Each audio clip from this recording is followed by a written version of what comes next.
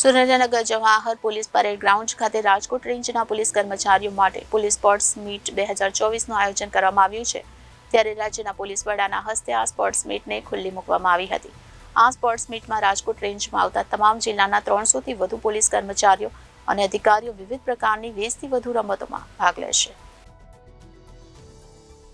Surendranagar Jawahar police parade ground ખાતે સુરેન્દ્રનગર જિલ્લા police તંત્ર દ્વારા રાજકોટ રેન્જમાં આવતા જામનગર, રાજકોટ, સુરેન્દ્રનગર, મોરબી, દેવભૂમિ, દ્વારકા સહિતના જિલ્લાઓમાં ફરજ બજાવતા પોલીસ કર્મચારી માટે પોલીસ સ્પોર્ટ્સ મીટ 2024નું આયોજન કરવામાં આવ્યું છે.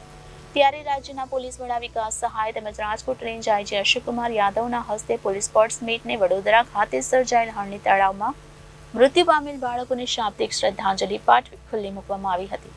આ તકે જિલ્લા પોલીસ વડા અશોકકુમાર યાદવ સહિત અન્ય જિલ્લાના ડીએસપી, ડીવાયએસપી સહિતના અધિકારીઓ ઉપસ્થિત રહ્યા હતા.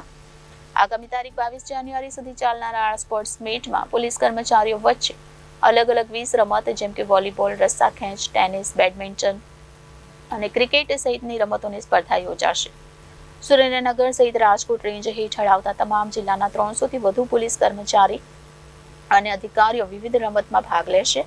આ રમતમાં વિજેતા બનનાર પોલીસ કર્મચારીઓને મેડલ તેમજ ઇનામ આપી પ્રોત્સાહિત પણ કરવામાં આવશે.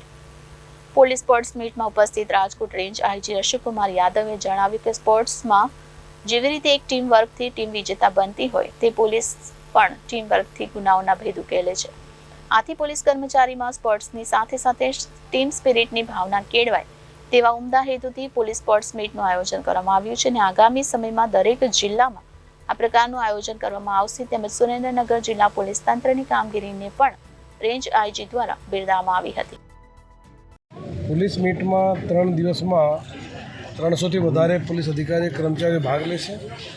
સાથે સાથે 20 જેવા સ્પોર્ટ્સ એ રાખવામાં આવેલા છે, જેમાં તમામ પ્રકારના અધિકારી કર્મચારીઓનો એક્ટિવિટી થશે અને જે બેસ્ટ પરફોર્મિંગ જે કોઈ પણ ગેમમાં અધિકારી કર્મચારીઓ આવશે એને તમામ પ્રકારના જે ઇનામ, મેડલ એ પણ આપવાનું થશે.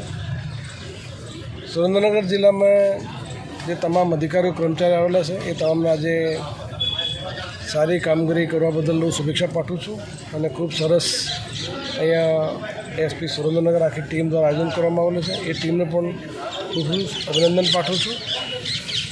પોલીસમાં સ્પોર્ટ્સ એ ખૂબ જ અગત્યનો હોય છે, કેમ કે પોલીસ એક ટીમવર્ક સાથે કામ કરતી હોય છે. જ્યારે ટીમવર્ક કામ કરતી હોય તો સ્પોર્ટ્સમાં પણ એક ટીમવર્કની ભાવના, ટીમ સ્પિરિટની ભાવના, તમામ પ્રકારની ભાવનાઓ પણ સમાવેશ થતા હોય છે. અને ભવિષ્યમાં પણ અમે તમામ જિલ્લાઓમાં પણ એ પ્રકારનું આયોજન કરશું, જેથી દરેક કર્મચારી અધિકારી એ પ્રકારના ગેમ્સમાં ભાગ લઈ શકે છે. Bureau report Janadesh news, Surendranagar.